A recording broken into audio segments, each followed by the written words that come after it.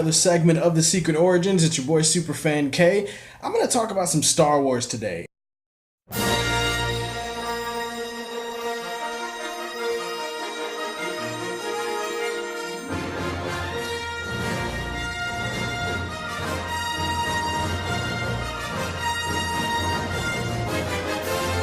I decided to review the very last Star Wars movie that we got, which was Star Wars The Force Awakens, which came out in December. Full disclosure, I'm going to be talking about some spoilers, I'm going to be talking about some plot points, but really just talking about my feelings on the movie in contrast to some other people's. If you haven't seen the movie, let's be honest, you're just not going to at this point, so you probably don't give a shit about spoilers. So actually just forget everything I just said. Just forget it. Characters. I love the characters in this movie. This is a rescue. I'm helping you escape. Can you fly a TIE fighter? You with the Resistance? What? No. I'm breaking you out. Can you fly a TIE fighter? I can fly anything. What? Let's start with Finn and Poe. Finn and Poe are so awesome from like the moment we're introduced to them. In a span of like 3 to 5 minutes, you feel like they're friends. Like when Poe gets captured by the First Order and he's on board their ship, and then Finn, a stormtrooper, decides to break him out and free him. Their interactions, their back and forth, their enthusiasm, it just makes you feel like they could be friends forever. You feel like you want to go see a spinoff with Finn and Poe right now. Just bromancing the shit out of it. What I love about Poe as a character is this character is like the only character in the movie that isn't dealing with like this big crisis or this big conflict or this big inner thing. And don't get me wrong, I love that for the other characters, but I'm saying his character felt different because his character had purpose, his character had meaning, his character had commitment. He knew exactly what he was doing. He was all in for the Resistance. He was 100% focused on his job, on his mission, on his duty. There's always going to be more for Poe. That was one of the disappointing things. I was kind of like, man, that guy's so cool. I wanted to see more of that guy. We didn't actually see a lot of him, but they laid the seeds. So I'm hoping that those seeds sprout into a big old Poe Dameron tree in episode 8 next year. Did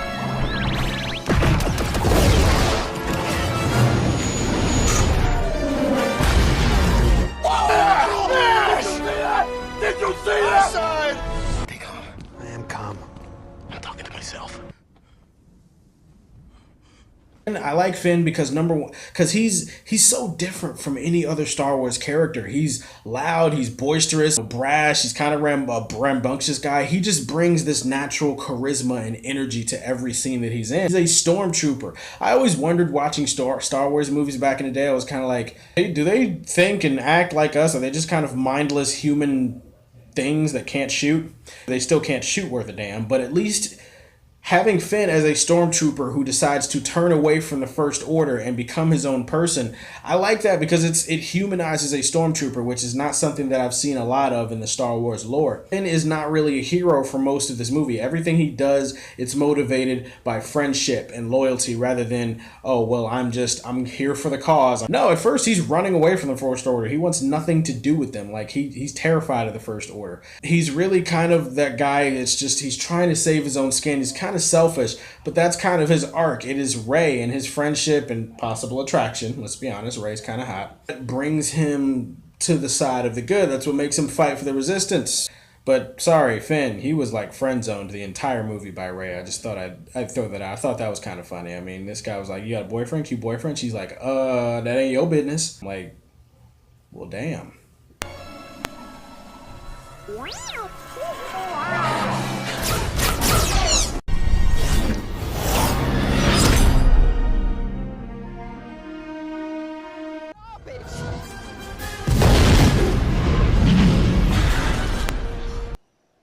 I think I can handle myself.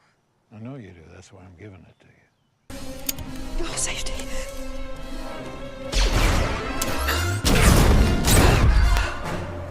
BB-8, hold on! I'm going low!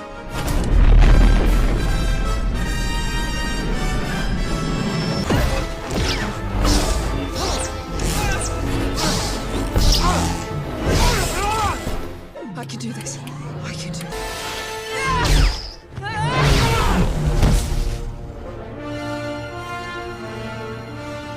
Obviously we got to talk about Rey. Rey was awesome. Rey is smart and resourceful and tough and she's self-sufficient. She's a character that knows how to take care of herself, as she points out several times throughout the movie.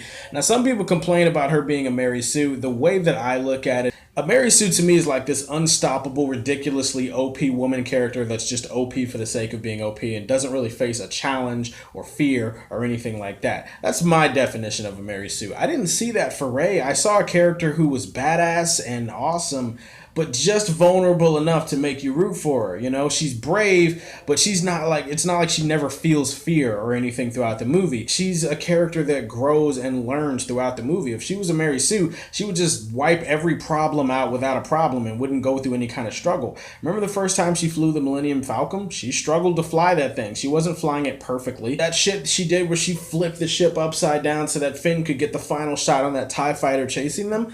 Later, if you look at her reaction, she's as surprised as he is. She has no idea how she did that. First time she runs into Kylo Ren just kind of knocks her out easily with one little dainty wave of his hand. She tries to use her force powers. It doesn't work. She has to use it like 3 times, and even after that, her first instinct is to run around the ship with a blaster, not run around the ship using the force to push everybody away. It showed that she was kind of learning and adapting throughout the movie. And if you watch the final fight with her and Kylo Ren had her on the run for most of that fight. He had her backed up to a cliff. He could have killed her anytime he wanted. He literally could have just pushed her off the edge of the cliff. Rey, if you actually watch the fight, was backing up and running away for most of the fight, and she was just doing some simple little saber thrust instead of an actual technique, whereas Kylo Ren, it was clear, was just kind of toying with her. For people that complain, oh, there's no way she should be able to beat Kylo Ren, I think you're underestimating Rey and her survival instincts, and you're overestimating Kylo Ren and how much of a badass he is.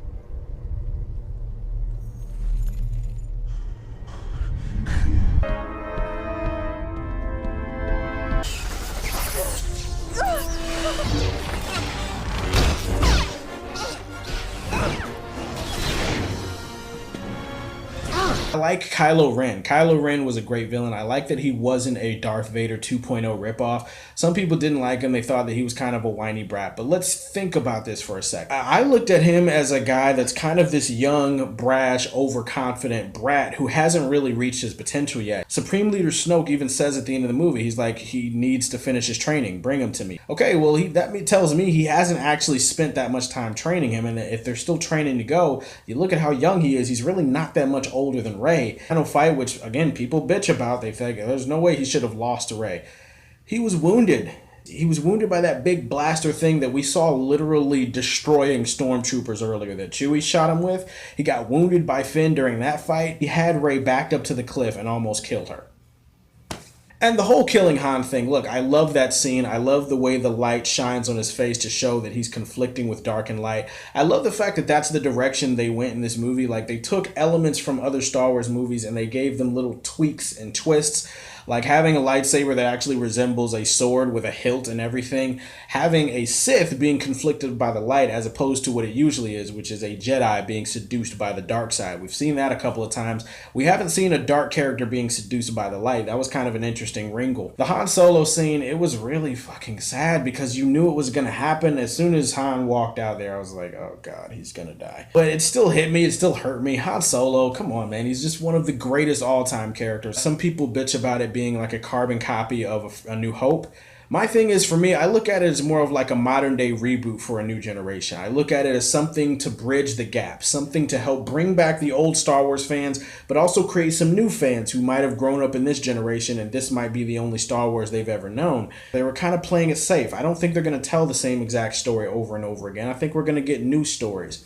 You have old characters, you have nostalgia, you have familiar plot points. You know, an oversized Death Star. Once again, they have to stop it. Once again, they have to shoot something to destroy it. At the same time, you have new characters, you have new storylines, you have new ways to go. We don't know if Rey is Luke's daughter or not. We don't know how Finn is going to react to having his back sliced up. Is he going to have like a robot back or something from now? Could he be a Jedi? Dameron and his backstory. Are we going to see more of Captain Phasma? What's the deal with Supreme Leader Snoke? How did he show up on the scene and where did he come from? Slash in his face? How did he get that? I thought the movie had great action, great practical effects, great characters. It had some fun humor. BB-8 was awesome in this movie. It had the right dose of nostalgia but also built something new for the future.